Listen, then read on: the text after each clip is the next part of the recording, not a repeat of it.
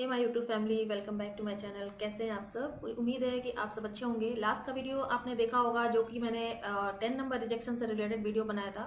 इसका थंबनेल मैं लगा दूंगी। अगर आपने उसको फुल वॉच किया है तो आपको उसमें समझ में आएगा कि मैंने क्या बताया कि रिजेक्शन का जो रीज़न होता है वो एक तरह का रीज़न होता है उनको रिजेक्ट करने का, क्योंकि कोई ना कोई रीज़न आपके डॉक्यूमेंट्स में ऐसा होता है जो उनको प्रोवाइड नहीं किया गया है। तो आज की इस वीडियो में मैं आपको बता रही हूँ कि 8 नंबर रिजेक्शन जिनका आया है, मैं उनके बारे में बताऊंगी कि 8 नंबर का भी रिजेक्शन आता है तो उसके लिए आपको क्या करना है। हर केस में आपके जो कंपनी है आपको सपोर्ट करती है तो आपका जो रिजेक्टेड वीज़ा है वो अप्रूव हो जाता है। मैं हर बार आपको ये बताती हूँ कि आपको अपनी कंपनी हमेशा से चेक करनी है। जब भी आप रजिस्ट्रेशन करते हैं तो आपकी जो वर्क परमिट है वो वेरीफाई हो जाती है रजिस्ट्रेशन के टाइम पर ही कि आपका वर्क परमिट वेरिफिकेशन हो गया है।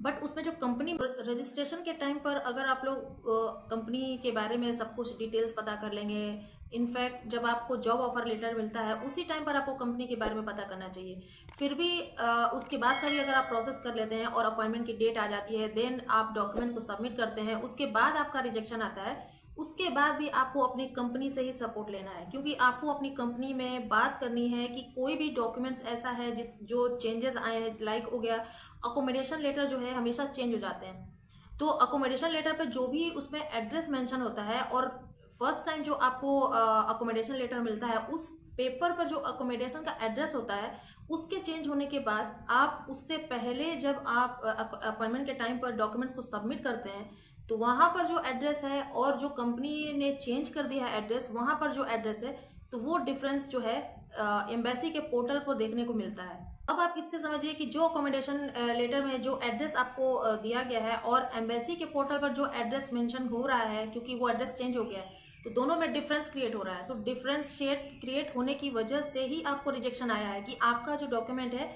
वो आपका नहीं है। आपने जो मेंशन किया है एड्रेस वो आपने प्रूफ नहीं किया है आपके अकोमोडेशन लेटर में। तो इस वजह से जब भी आपके पास अपॉइंटमेंट की डेट आती है आपको अपनी कंपनी से बात करनी है, कंपनी में बात करनी है कि कोई भी ऐसा डॉक्यूमेंट्स है, कोई भी ऐसे पेपर्स हैं जो भी जिसमें चेंजेस आए हैं। अकोमोडेशन लेटर जो है हमेशा आप चेक कीजिएगा, वहाँ उसमें ज़्यादातर चेंजेस आते रहते हैं।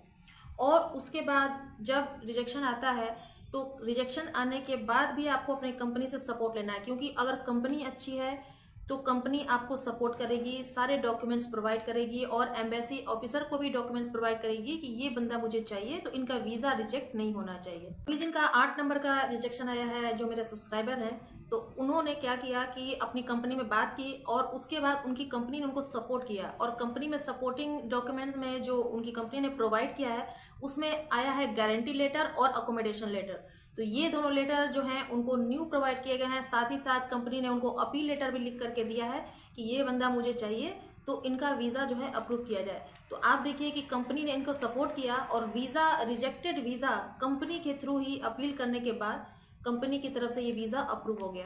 आपके पास एक डॉक्यूमेंट्स आता है, पॉजिटिव वीज़ा डिसीजन का एक पेपर आता है, अब आने लग गया है, तो उसके बारे में मैं आपको नेक्स्ट वीडियो में बताऊंगी कि उसका मतलब क्या है। तो फिलहाल आपको ये समझना है कि जब भी आपके पास रिजेक्शन आता है तो आपको अपनी सिर्फ कंपनी से सपोर्ट लेना है। अगर कंपनी अच्छी होगी तो आपको सपोर्ट करेगी और वीज़ा देने से आपको कोई नहीं रोक सकता। कंपनी ने उनको अकोमोडेशन लेटर, एग्रीमेंट लेटर जिसमें कि सैलरी मेंशन थी, उनका पोजीशन क्या है वो मेंशन था और कंपनी का नाम मेंशन था। साथ ही साथ इन डॉक्यूमेंट्स के साथ उन्होंने एक रिक्वेस्ट लेटर भी ऑफिसर्स को दिया है और वो ईमेल भी कर सकते हैं एम्बेसी में कि ये बंदा मुझे चाहिए, तो उसके बेसिस पर बहुत अच्छा सपोर्ट मिलता है।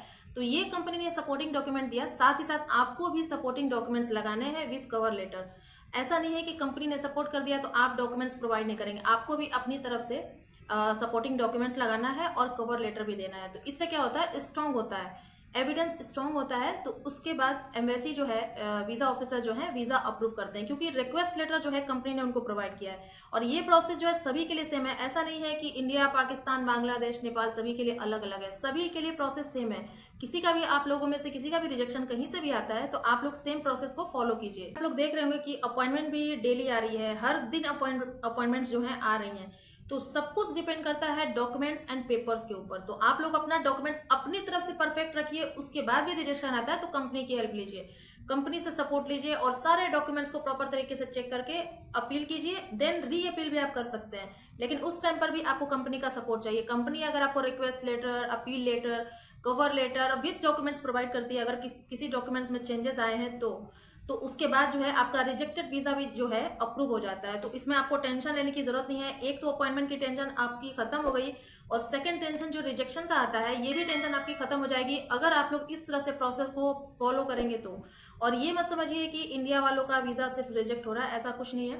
डॉक्यूमेंट्स प्रॉपर नहीं है तो आपका वीजा रिजेक्ट हो जाएगा, कंपनी जेन्युइन नहीं है तो वीजा रिजेक्ट हो जाएगा। कंपनी जो है हमेशा से अच्छी होनी चाहिए। कंपनी की ऑथेंटिसिटी को आपको प्रूफ करना है, और इसके लिए आप एम्प्लॉयर से भी बात कर सकते हैं। अगर आपको एम्प्लॉयर जो है आपको कंफर्मेशन लेटर प्रोवाइड करता है जिसमें कि मेंशन होता है कि उस कंपनी में आपकी पोजीशन क्या है, आपका वर्क क्या है, आपका वर्क ड्यूरेशन क्या है, आपकी सैलरी क्या है, वो सब कुछ उस कंफर्मेशन लेटर में मेंशन होता है। और ये भी प्रोवाइड करता है एक पेपर कि ये बंदा इस कंपनी के लिए इंपॉर्टेंट है, तो इनका वीजा जो है पॉजिटिव किया जाए। तो उस कंफर्मेशन लेटर से भी आपका काम हो जाता है, क्योंकि वो एम्प्लॉयर जो है उस कंपनी का है इस वजह से। तो उस कंपनी का एम्प्लॉयर जो है, उस कंपनी के सपोर्टिंग डॉक्यूमेंट है, उस कंपनी का रिक्वेस्ट लेटर है, ये सब कुछ आपके रिजेक्शन को जो है अप्रूव करने में हेल्प करते हैं।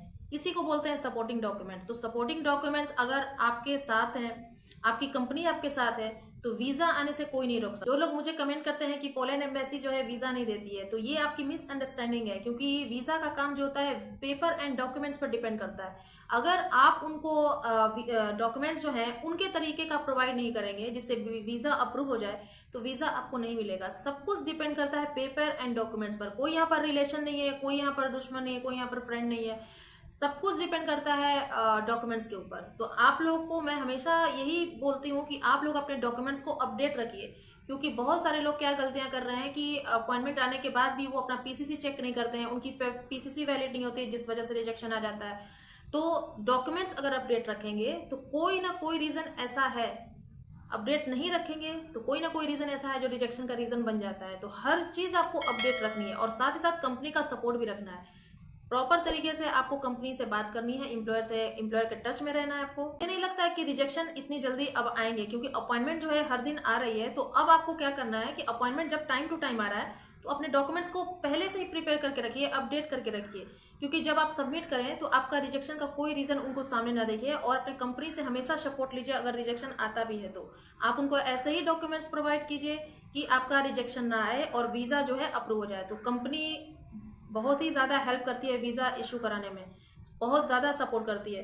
तो कंपनी की तरफ से अगर रिक्वेस्ट लेटर आता है तो आपका वीज़ा जो है 100% अप्रूव हो जाता है। और वो कंपनी जो है जेन्युइन होनी चाहिए। सब कुछ इसके बारे में आपको ही जो है इन्वेस्टिगेट करना होगा कि वो कंपनी कैसी है। तो आप पर डिपेंड करता है कि आप कितनी मेहनत करते हैं। अगर आप फुल वीज़ा प्रोसेस में मेहनत करते हैं तो थोड़ा सा पेशेंस रख करके आप जो है रिजेक्शन जब आता है तो 14 डेज का अपील करने का जो प्रोसेस होता है उसमें भी पेशेंस रख करके अगर अपील करते हैं प्रॉपर तरीके से तो हो सकता है कि वीज़ा 100% मेक श्योर कीजिएगा कि जब भी आपका रिजेक्शन आता है तो आपको सिर्फ 14 डेज का टाइम मिलता है अपील करने का। तो उस टाइम से, जब रिजेक्शन के डेट से ही आपका 14 डेज का टाइम जो है स्टार्ट हो जाता है। तो आपको जल्दी से कंपनी में बात करनी है और उनसे ये बताना है कि मेरा इस नंबर का रिजेक्शन आया है, आप मुझे सपोर्टिंग डॉक्यूमेंट्स प्रोवाइड करें। जो कि अगर कंपनी चाहती है कि आप उनके कंपनी में वर्क करें, वहाँ पर हायरिंग हो आपकी, तो वो कंपनी आपको 100% सपोर्ट करके आपको वीज़ा अप्रूव करवाती है। तो कंपनी से guarantee letter, accommodation letter, cover letter और विथ सपोर्टिंग डॉक्यूमेंट्स जो भी है वो एम्बेसी को प्रोवाइड करती है।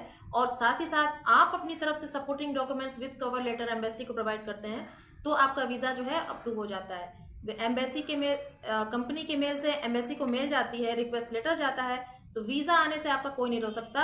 रिजेक्शन के बाद भी आपका वीज़ा जो है अप्रूव हो जाता है। हमेशा स्ट्रॉन्ग डॉक्यूमेंट जो है उनको प्रोवाइड कीजिए, और याद रखिएगा कि जब भी आपका रिजेक्शन आता है उस टाइम से लेकर 14 डेज का आपको टाइम मिलता है अपील करने का। तो वीडियो पर लाइक, शेयर, कमेंट करना मत भूलिएगा। और फिर मिलेंगे नेक्स्ट वीडियो में कुछ नए अपडेट के साथ। कोई भी आपको डाउट है तो आप मुझे कमेंट सेक्शन में कमेंट कर सकते हैं, उसका रिप्लाई आ जाएगा। तो मिलते हैं नेक्स्ट वीडियो में, तब तक के लिए बाय बाय।